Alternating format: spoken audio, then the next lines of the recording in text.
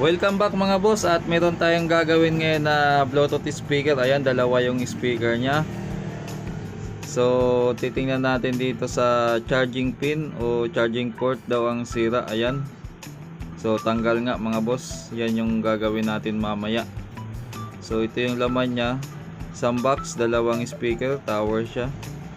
At tingnan, may kabitan ng mic at may singawan. Wow! Singawan, walang butas. Design lang pala. So mga boss, ipapasok ko muna sa loob to at doon na natin kakalasin. Sana magawa natin to, pero basics lang din to.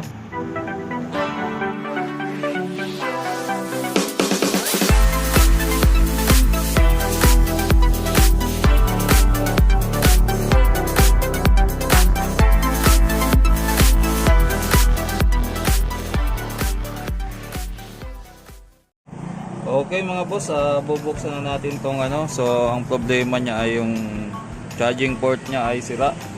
So titingnan natin kung anong magaganda ditong gawin.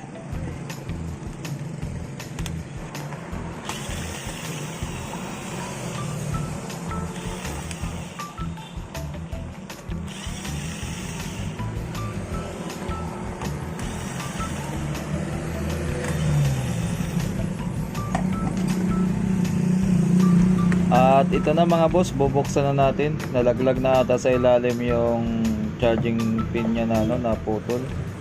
So dukutin lang natin mga boss. So ito na yun, no. Yan, tuklap talaga yung circuit niya. So malamang hindi na natin to ibabalik. Gawa na lang tayo ng paraan dyan.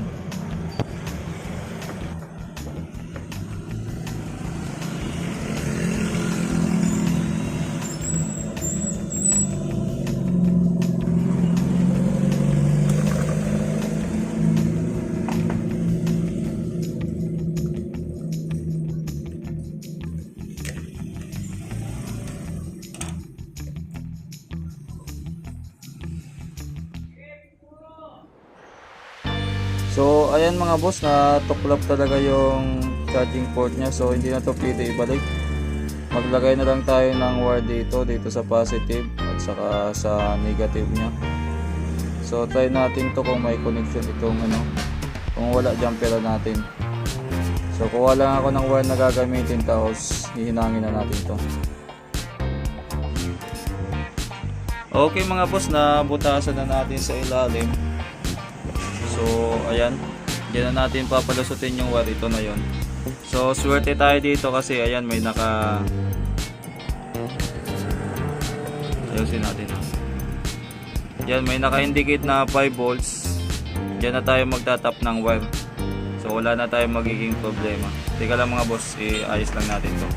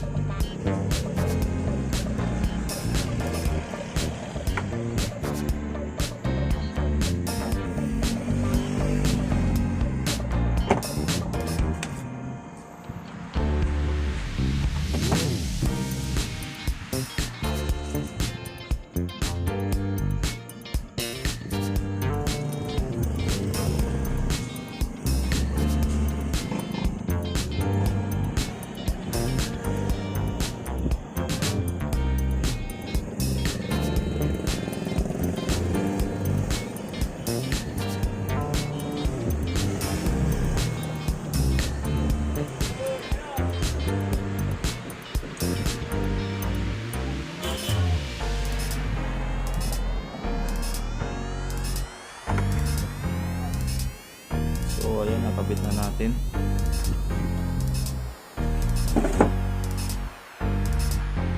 Mag-test na tayo. Try natin yung ilaw siya.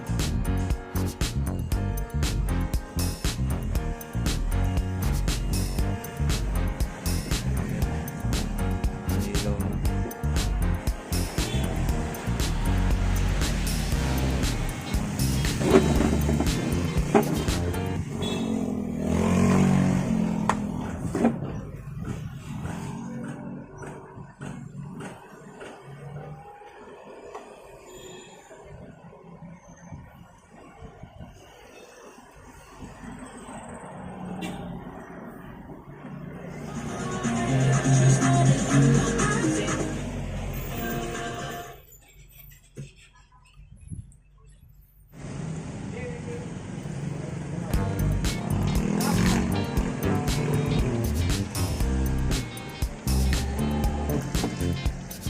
Kaway,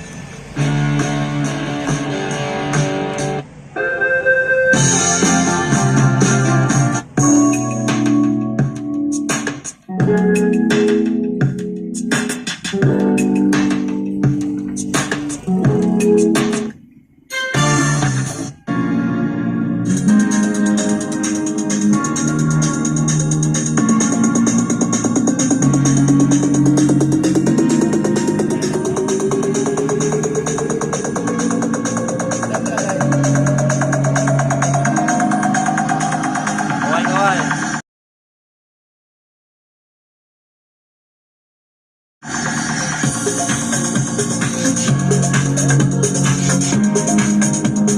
Ha?